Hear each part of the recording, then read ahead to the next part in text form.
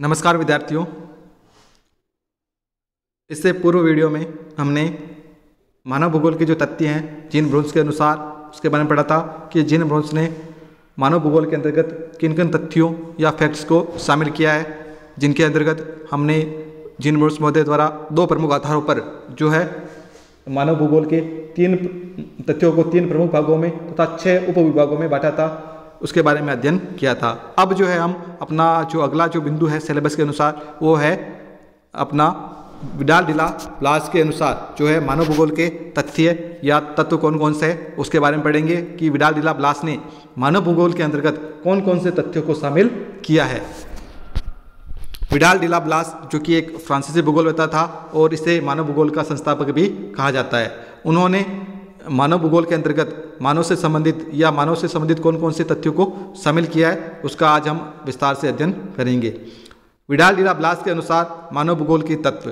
फ्रांसीसी भूगोलवेत्ता ब्लास मानव भूगोल के तथ्यों को 3 मुख्य भागों में विभाजित किया है। तो ब्लास ने मानव भूगोल के जो तथ्य हैं उनको 3 मुख्य भागों में बांटा है। पहला जो भाग है वो है जनसंख्या या पॉपुलेशन, जिसको अपन कहते हैं। जनसंख्या के अंतर्गत ब्लास महोदय ने जनसंख्या का वितरण किस प्रकार का है, घनत्व कैसा है, प्रमुख जनसंख्या समूह कौन कौन से हैं, मानव जनसंख्या का स्थानांतरण किस प्रकार से हुआ है, विश्व की विभिन्न मानव प्रजातियों का विकास कहाँ हुआ है और कहाँ कौन कौन सी प्रजातियाँ पाई जाती है तथा वितरण आदि को समावेशित किया है। तो ब्लास ने संपूर्ण जनसंख्या से संबंधित जो भी अध्ययन है उनको जनसंख्या में शामिल किया है। तो जनसंख्या के अंतर्गत विशेष रूप से उन्होंने जनसंख्या का वितरण कैसा है कि विश्व में विभिन्न जो प्रदेश है अलग अलग प्रदेशों में जनसंख्या के वितरण में भिन्नता पाई जाती है। तो वितरण किस प्रकार का है और अगर वहाँ पर भिन्नता पाई जाती है तो वो भिन्नता के पीछे कौन कौन से कारक है, उन कारकों का या उन कारणों का विश्लेषण जो है मानव भूगोल के अंतर्गत उन्होंने शामिल किया है। इसी प्रकार से उन्होंने विभिन्न जो प्रदेश है उनमें घनत्व किस प्रकार का है या किन्हीं क्षेत्रों में घनत्व अधिक क्यों है, कहीं पर घनत्व कम क्यों है, इनकी कारणों की व्याख्या सहित विश्लेषण करना जो है उन्होंने मानव भूगोल में शामिल किया है। इसके अलावा जनसंख्या के जो मानव समूह है, प्रमुख मानव समूह कौन कौन से हैं, जैसे निग्रिटो है, अपने काकेसाइड है, मंगोलाइड है या प्रोटोस्लाइड है। तो इस प्रकार से जो विभिन्न मानव समूह है उनके अध्ययन को भी उन्होंने मानव भूगोल के अंतर्गत या तथ्यों में शामिल किया है। इसके अलावा मानव जनसंख्या का स्थानांतरण, इसी प्रकार से विश्व में जो मानव जनसंख्या का या मानव का जो स्थानांतरण हुआ है वो किस प्रकार से हुआ है, कौन कौन से भागों से स्थानांतरण दूसरे क्षेत्रों में हुआ है। जिस प्रकार से यूरोप से जो है जनसंख्या का स्थानांतरण उत्तरी अमेरिका और जो है दक्षिणी अमेरिका, ऑस्ट्रेलिया, इन क्षेत्रों में हुआ है। तो ये स्थानांतरण क्यों हुआ है उनके कारणों से विश्लेषण करने के लिए जो है तथ्यों को जो है मानव भूगोल में शामिल किया है। इसी प्रकार से जो है इन्होंने जनसंख्या जो है इसका मुख्य तथ्य उन्होंने माना है। अब पहला तथ्य जनसंख्या के बाद में दूसरा तथ्य है सांस्कृतिक तत्व।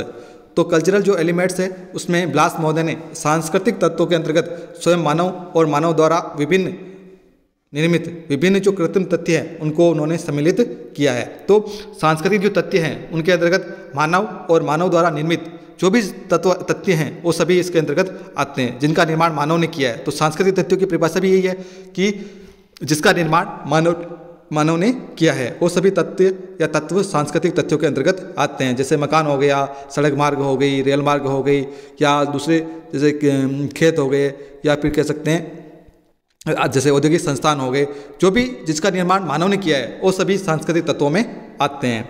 इसके अंतर्गत मुख्य रूप से उन्होंने पहला जो भाग बांटा उन्होंने कहा वातावरण।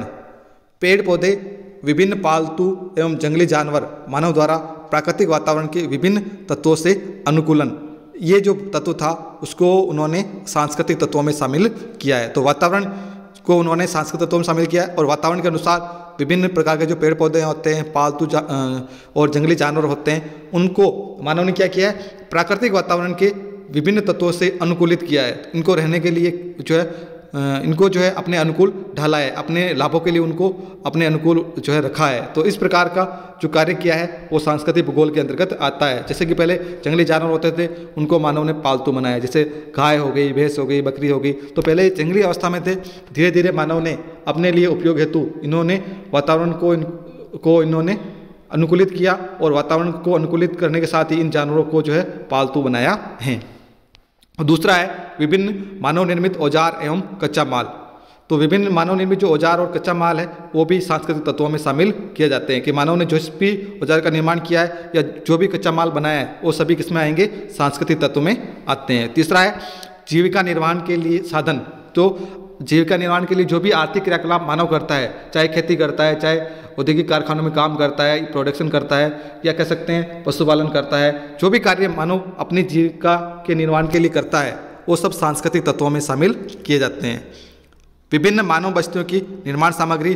तो विभिन्न जो मानव बस्तियाँ हैं उनका निर्माण जिन तत्वों से करता है, जिन पदार्थों से करता है, उन सभी का अध्ययन भी सांस्कृतिक भूगोल में किया जाता है, या कह सकते हैं अपन सांस्कृतिक तत्वों के अंतर्गत किया जाता है। पांचवा है मानव बस्तियाँ। तो विभिन्न जो मानव बस्तियाँ चाहे शहरी हो, ग्रामीण हो, तो इन सभी का अध्ययन जो है सांस्कृतिक तत्वों में उन्होंने शामिल किया था। और छठा लास्ट का है सभ्यताओं के विकास आदि को सांस्कृतिक वातावरण के अंतर्गत सम्मिलित उन्होंने किया है। तीसरा जो महत्वपूर्ण भाग है ब्लास के अनुसार वो होता परिवहन या ट्रांसपोर्टेशन।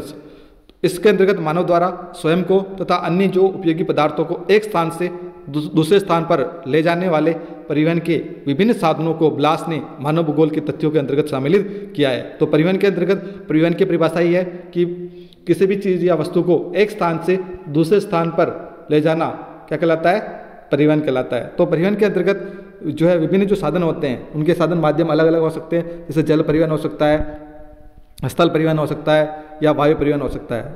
अब इसके अंतर्गत भी पहली वाली कक्षाओं में आपने पढ़ा होगा जल के अंतर्गत महासागरीय जो परिवहन होता है, या कह सकते हैं अंतर महासागरीय जो परिवहन हो गया। इसके अलावा कह सकते हैं विभिन्न जो नदियां हैं उनके माध्यम से परिवहन हो गया, या विभिन्न जिलों के माध्यम से परिवहन हो गया। तो उन सभी को उन्होंने जो है मानव भूगोल के तथ्यों में शामिल किया है। इसी प्रकार से स्थल परिवहन में जैसे कि रेल परिवहन हो गया, या कह सकते हैं सड़क परिवहन हो गया, या कह सकते हैं अपन पाइपलाइन द्वारा परिवहन हो गया। तो ये जो परिवहन के साधन थे वो भी इसके अंतर्गत शामिल थे। तो सभी जो साधन थे परिवहन के जो प्रकार हैं या परिवहन के जो साधन थे उन सभी को परिवहन में उन्होंने शामिल किया है। इसके अंतर्गत स्वयं मानव विभिन्न पशु जिनका उपयोग उद्योग परिवहन के रूप में किया जाता है, गाड़ियाँ, विभिन्न परिवहन के मार्ग जैसे सड़क, रेल और महासागरीय मार्ग आदि आते हैं। इसके अतिरिक्त मानव प्रजातियाँ तथा नगरीय केंद्रों को भी उन्होंने परिवहन के अंतर्गत शामिल किया है। तो इस प्रकार से विडाल डिला ब्लास ने 3 प्रमुख तथ्यों के आधार पर जो है मानव भूगोल में माना है, जिनमें पहला था जनसंख्या, दूसरा था आपका सांस्कृतिक तत्व और तीसरा है परिवहन। धन्यवाद।